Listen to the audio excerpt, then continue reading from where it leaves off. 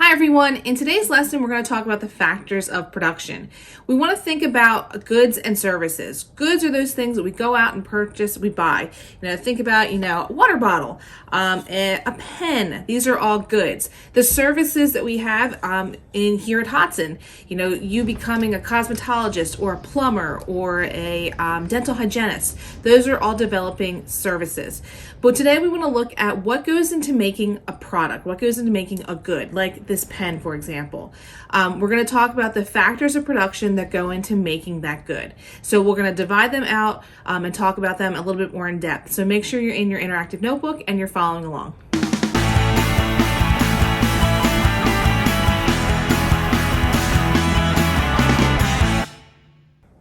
Okay, we're on page 3 of your interactive notebook. And again, we're talking about the factors of production. Our central question for today: how are the factors of production in economics used to create goods that are most needed in society? So how do we combine these things that we'll define in a minute, called the factors of production? How do we take them and make stuff, basically?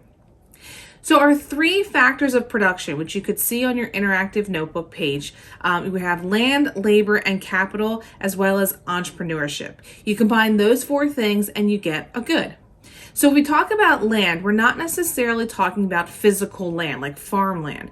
We want to talk about products or resources, I should say, that are coming from the land, that are coming from nature. So again, productive resources that are provided to us by nature.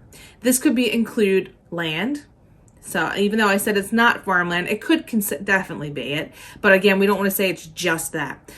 Air, forests, lumber from forests, coal, iron ore, oil, rocks, minerals, all those different things that are coming from the land.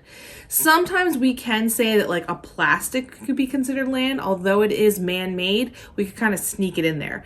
But you want to think of your land as like the raw materials that are going into creating a product. So again, we talked about this pen. It's made of plastic. It has a little piece of metal here.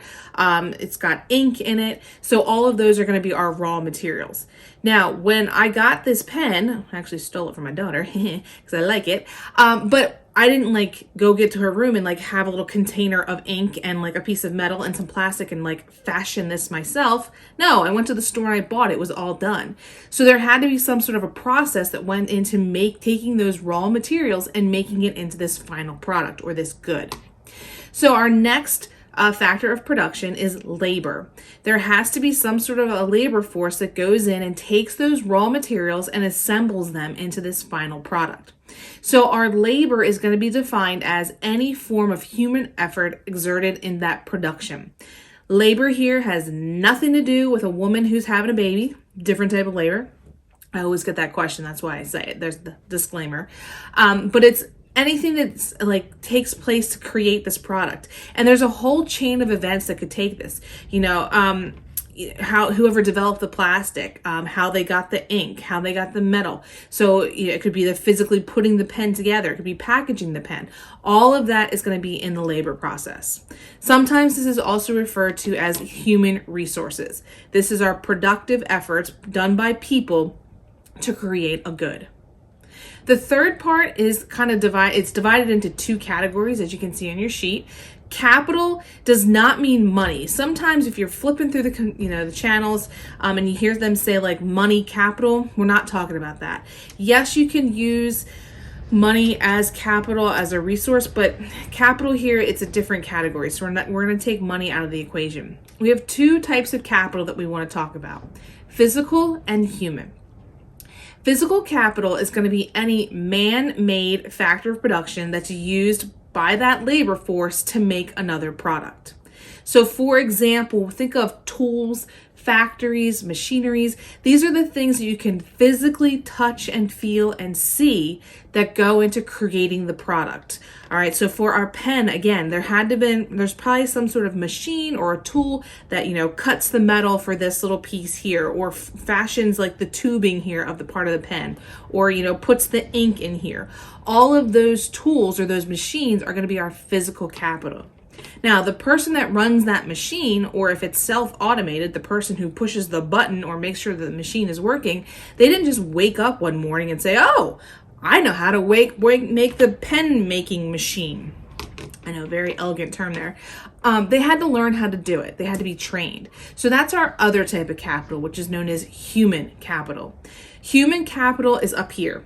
It's your education, your certification, your training, your knowledge, whatever, however you want to say it, for how to perform that job or for how to produce that good.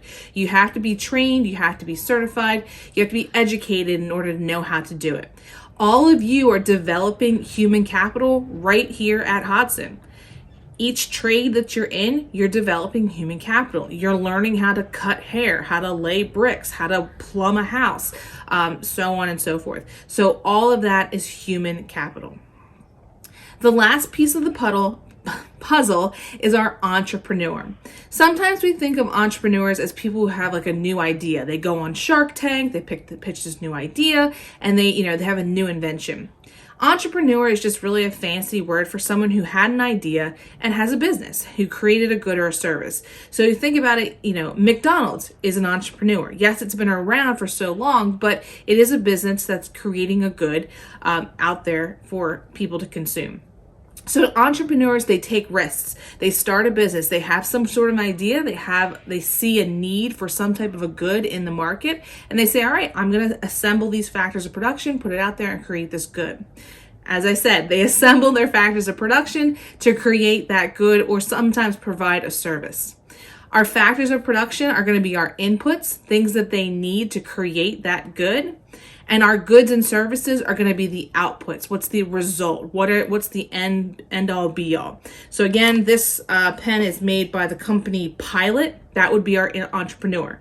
The pen company Pilot said, oh, somebody out there needs a black pen that's got a super fine tip and it's a rolling ball, precise V5, whatever. There's a market for it, so they make it.